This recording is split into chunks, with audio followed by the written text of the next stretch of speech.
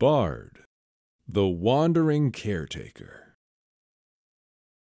It is said that most inhabitants of the celestial realm see their home as a wondrous and vivid tapestry woven with prismatic threads of purest starlight. However, for one prodigious entity, the intangible and everlasting beauty of this dimension is not seen, but heard. For Bard, a troubadour as enigmatic as he is eternal, the wondrous firmament is a symphony of mystic, ambrosial music.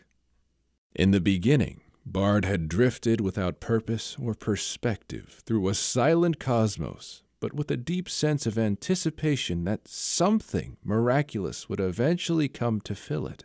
Fate did not disappoint, and with the forging of the first stars, the silence was broken and the first rapturous notes of creation rang in Bard's ear. He traveled the swirling harmonies between the stars, along with the tiniest wisps of residual inspiration and thought left over from their birth. These semitonal, incomplete motes of energy, or meeps, were drawn to him whenever he added his own voice to the cosmic opus, forever ringing in one perfect accord. This was not his masterpiece, yet he glorified it all the same. But after a measureless interval, a dissonance began to creep in. It was so small at first, Bard might have missed it. But the ever-doting meeps drew his attention to a failed dynamic shift here, an unexpected syncopation there, and even the growing absence of sound where before sound had been. Bard scoured the celestial realm for clues until he discovered the source. It was the most curious of things, a world with a song all of its own. Driven by unknown magic, the music produced by Runeterra was as primitive, unevolved, and chaotic as the mortal beings that live there. And yet it had an inherent beauty, like the rolling thunder of a storm or the melodious knocking of wooden chimes in the wind that precedes it. Bard would have merely appreciated it for what it was, but unfortunately this particular song had gone far beyond a mere counterpoint to the celestial whole, and was becoming destructive. Something had to be done.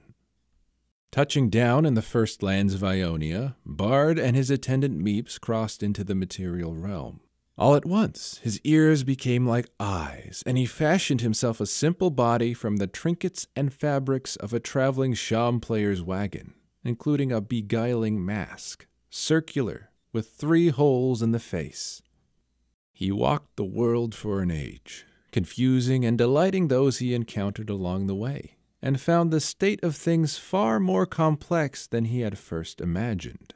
Many objects of wild and unpredictable power seemed to have made their way erroneously into Runeterra, and were disrupting the natural cosmic order of things.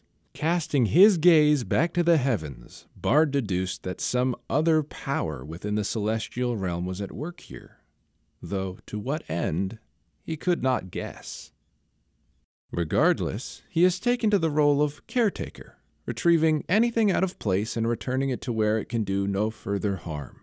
Though this may be only the first step in bringing the universe back in tune, it may also be the only way this world can be saved from what lies beyond it. And Bard is not blind to the future. He can see a great conflict approaching, one fought not in any single realm, but in all, and awaits the time when he must finally pick a side.